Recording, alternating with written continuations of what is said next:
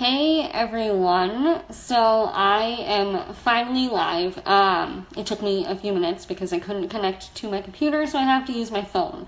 So I apologize for that.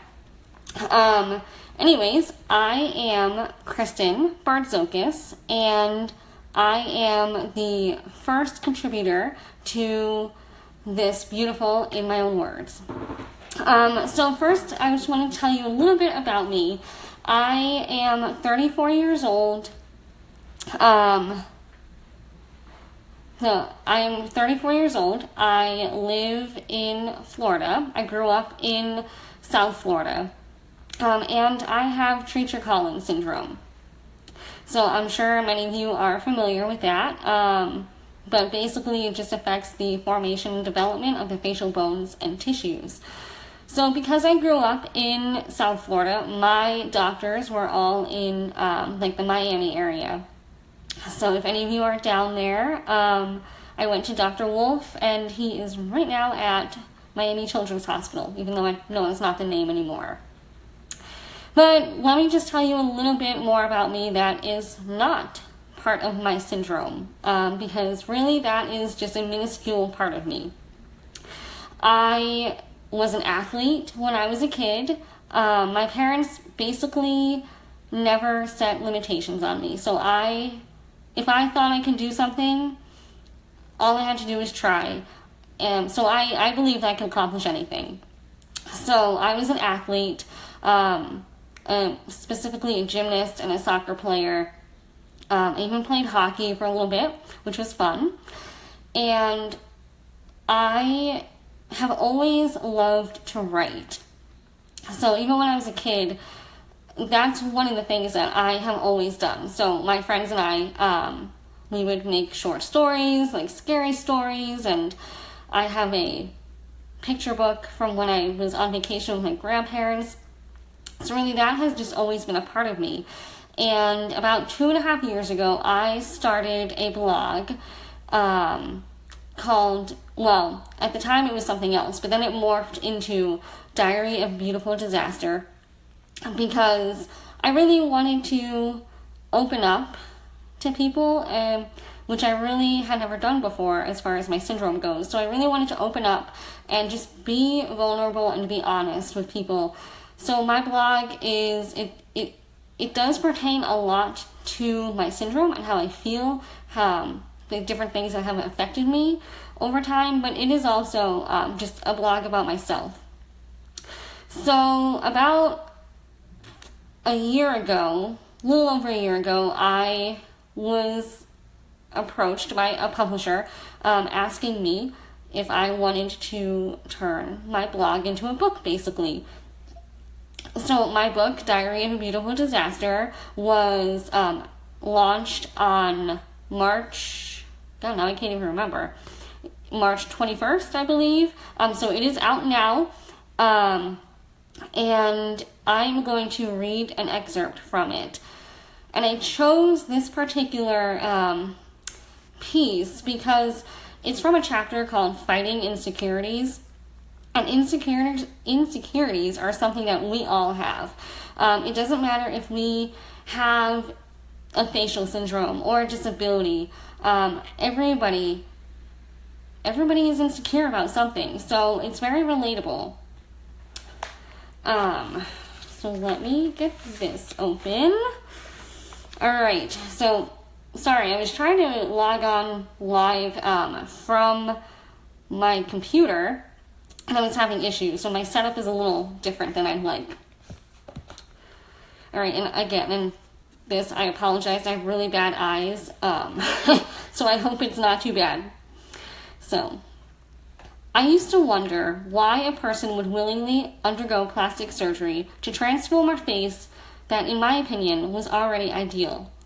There was so much beauty in the world that people looked to alter, to improve. I used to believe I would never willingly choose to undergo surgeries if I didn't have a facial deformity. But as I grew older, I began to understand. I developed the habit of spotting the flaws too. I sought out my visible imperfections and amplified them. I brought them into focus and kept them in the center of my thoughts until I changed them with my doctor's help. Even after I changed them, I always found more. I created a negative voice in my head telling me that my reflection needed to be improved. There was no way I would ever completely be free from my syndrome, yet still I sought unattainable perfection. I continue to pinpoint these imperfections even today. Some are so minor that only I notice them. When I smile, one eye opens more than the other.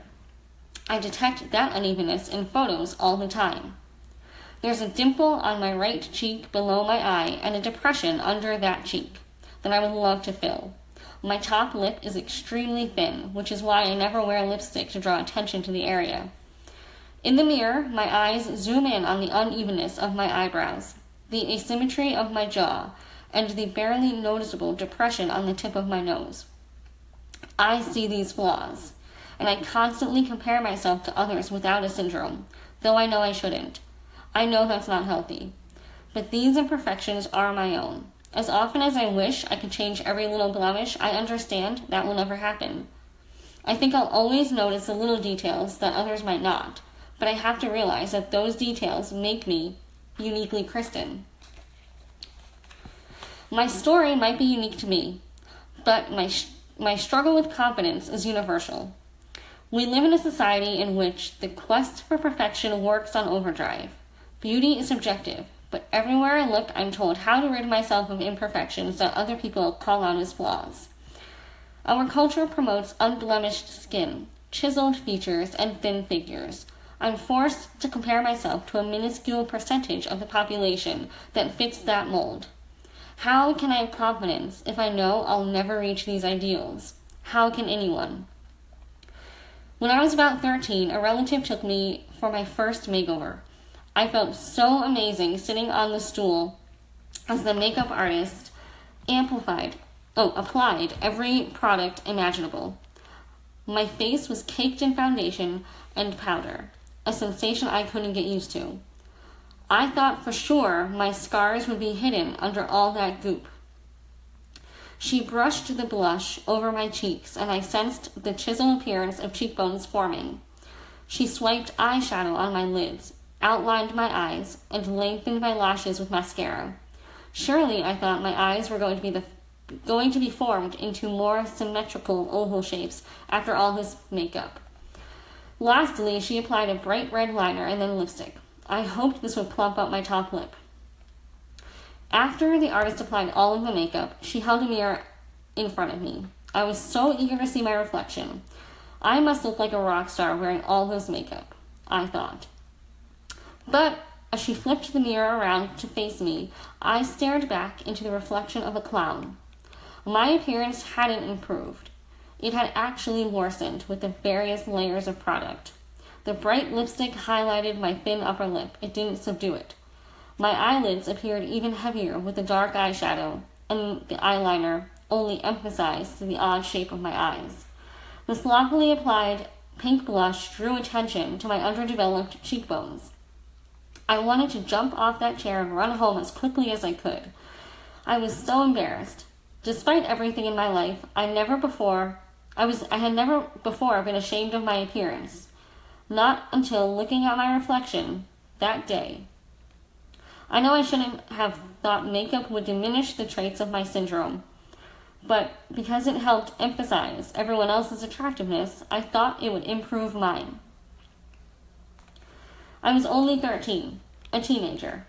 I still had a long road of reconstruction ahead of me with the most impactful procedures in the near future. At that age, I was confident in myself as a person, but not in my looks. I know I would one day learn that the less is more approach to makeup works best for me, but at that time I felt so betrayed by these products that were supposed to improve my appearance. They did nothing but draw attention to the very features I hoped to hide. If I continued to compare myself to everyone I knew, all the actresses I saw on TV, and the models in the magazines, I would never learn to appreciate my own beauty. Despite everything, I do love the person I've become. My traces of Treacher Collins have diminished with each operation. I'm proud of the changes. I'm proud that after everything I've been through, I can still walk through life with a smile on my face. Yes, it has been rough, but my surgeries helped improve my self-confidence, even if they did also cause me to be more critical of my imperfections. I'll no doubt continue to find faults, and my insecurities will never disappear completely. But each day, I'm learning to grow more and more comfortable in my own skin. It's a continuous learning process and an obvious challenge, but one of these days I will fully embrace the effects of my syndrome. And even if I do struggle to accept all of my imperfections, I will never quit showing the world the beauty that someone with a facial abnormality can possess. Oh, thank you, Lynn. So that was my part of my chapter, Fighting Insecurities. So I would be happy to take any questions that you may have. We can do that for a few minutes.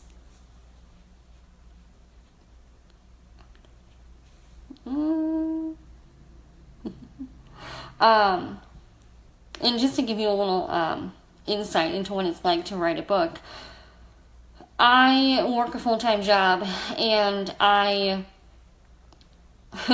wrote this book in about less than 4 months. So coupled with my job, I spent every waking free moment working on this book. So it was a labor of love.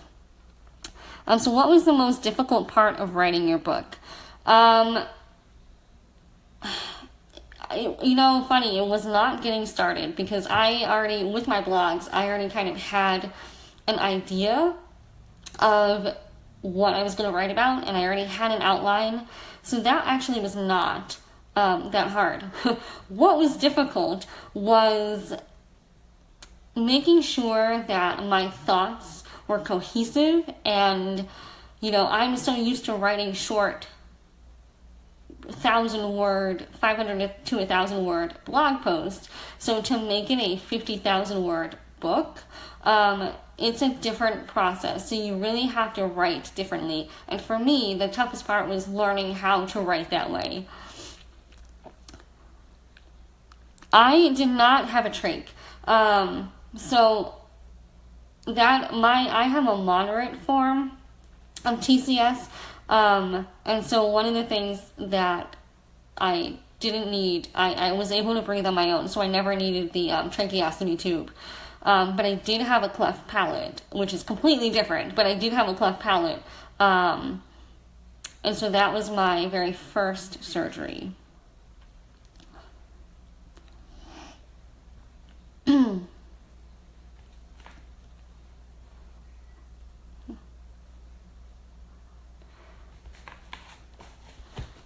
No, and I did have,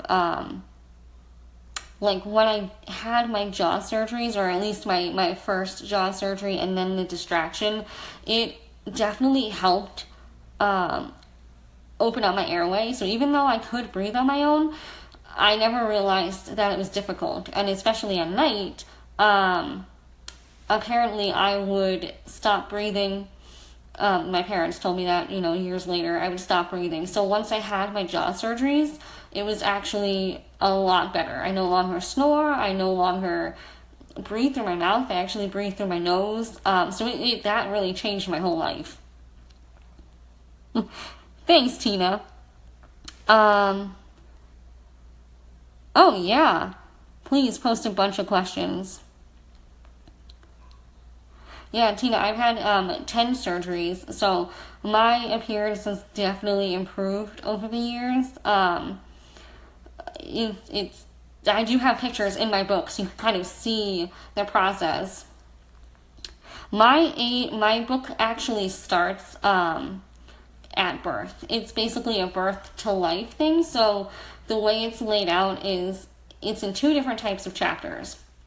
We have the actual, chapters with each surgery. So it's a detailed account of each surgery from my parents' perspective when I was young, and my perspective when I was old enough to remember, in my teens. So my mom actually kept a journal when I was younger. And my dad, he wrote me a few letters over the years, so I was able to use both of their thoughts and actually combine them into chapters, so that was really cool. So it starts at birth, and you do get a sense of kind of what my parents had to go through in the 80s, not knowing, it wasn't, information about Treacher Collins wasn't readily available, wasn't necessarily well known. So you really get that sense in the book. And then obviously the book goes until today. So I didn't even mention this, the other chapters of the book are this select either values or just like I talk about my strength, the things that really made me or still make me who I am, whether it's my strength, my growing up believing that my life was unlimited, to my insecurities like you just saw, and to dating. So each chapter is a little bit different, and it kind of really gets you to understand what it's like to be someone with a facial abnormality. And it's not everybody's experience, obviously. It's only my experience. So we each have a different story to tell.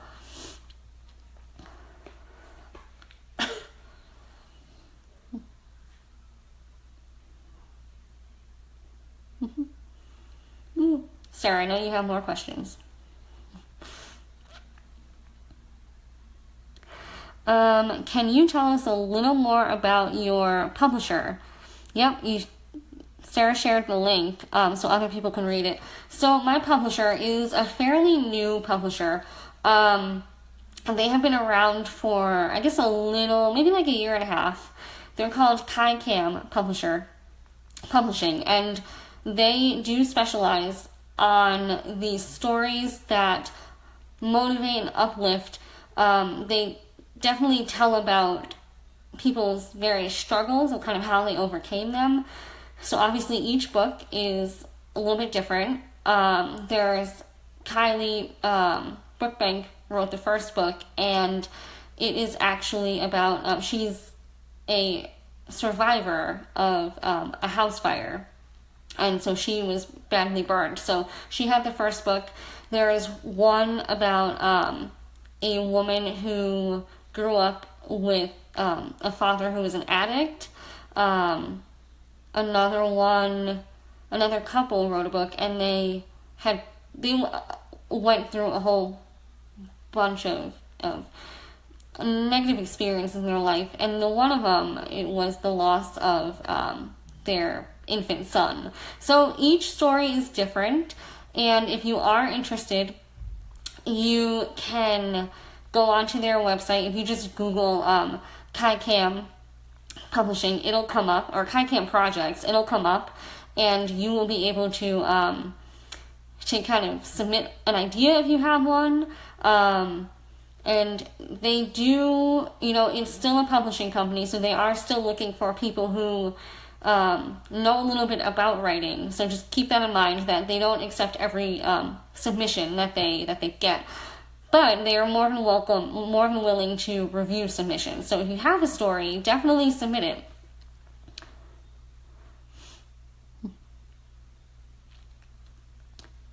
Is it rude? Oh no, I'm 34. That's not rude at all. I feel like I'm still 22, but I'm 34.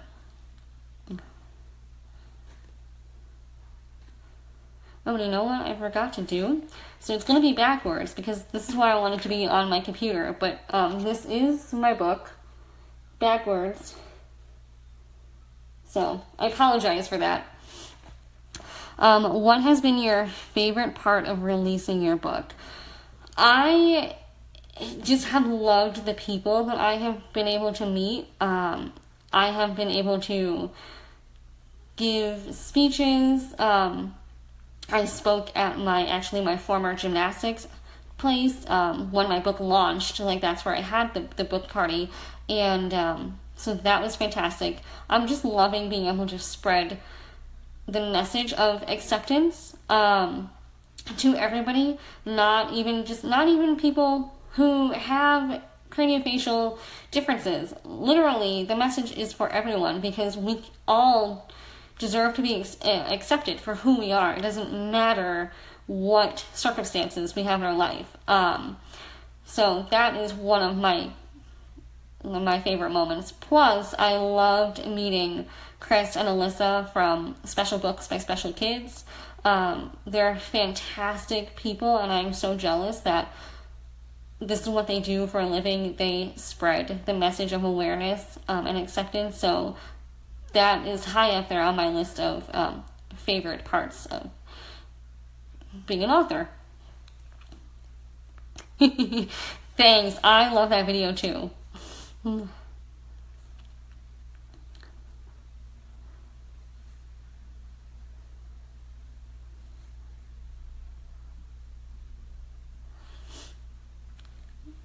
anyone else have any more questions? I will gladly take them. And if not, what would you tell a younger person about growing up with Treacher Collins? Honestly, that don't let your difference define you, because, you know, it's you are a human being. It doesn't matter what anybody says or how many times people stare at you. You are a human being. Just be yourself. People, stay positive, honestly. Like, look at the positive sides in your life, because there are positives. Excuse me. There are positives. And when you look at the bright side of things, it really does have the ability to change everything. Change your mindset, change your life. People look at you differently when you are a positive person. So that would be my advice. That's my advice for my younger self, or for anybody with Treacher Collins.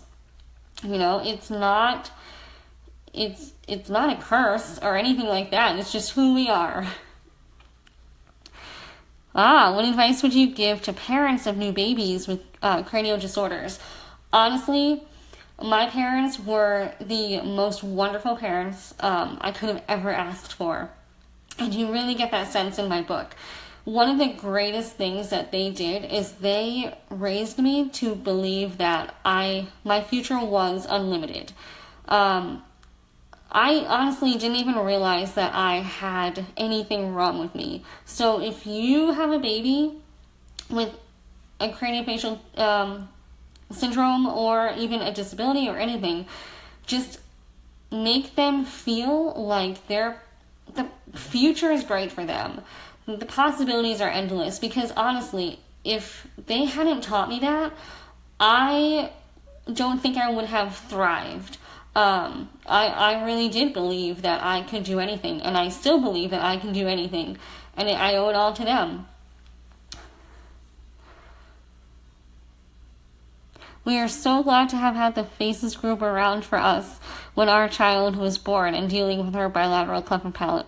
You know, Darren, that is, you know, the world today, I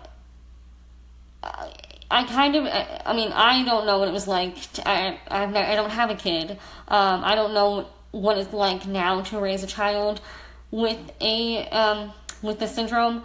But I'm sure it's a lot easier, because you do have these resources like the Faces community.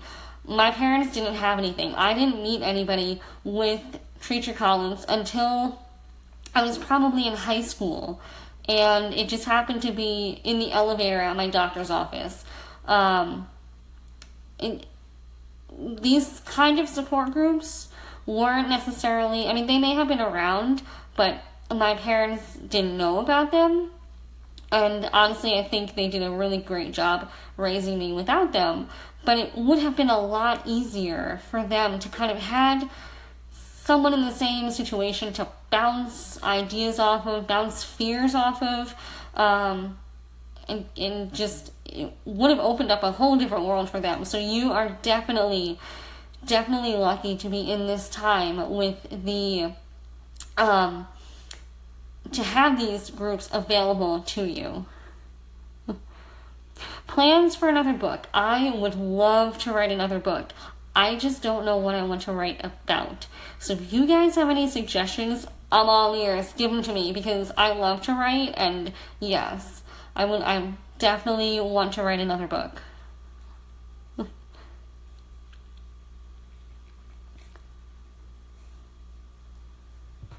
I have ideas for fiction, but I do want to write more nonfiction as well, so I need some of those.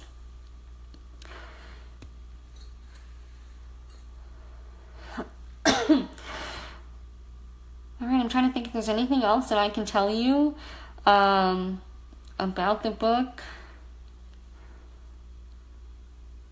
Oh, I could see one about a gymnast. Yep, how has that athletic background motivated you on your daily life? Well,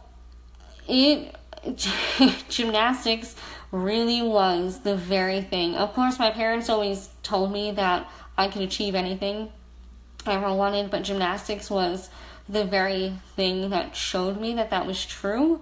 So it's funny, like, it's really good of you to ask that, because it was how I learned about confidence, I think. So the first year that I was a gymnast, I was not very good. I spent summers in computer camp instead of practicing. So by the next year, like, I really wanted to be the best, and I really wanted to win. And so I put my heart and soul into practicing. And when that competition season came around, I was literally unbeatable. I won every single competition that year. And in my very last one, I won every single event and the all-around. But I was the first person in the state of Florida to receive a perfect 10 in a competition. So that right there, that showed me that, even though I was imperfect in some way, I could achieve perfection, and that basically shaped the rest of my life, because that is when I knew that I could show the world that I could be the best at anything I put my mind to. So gymnastics is honestly what made me the person I am today.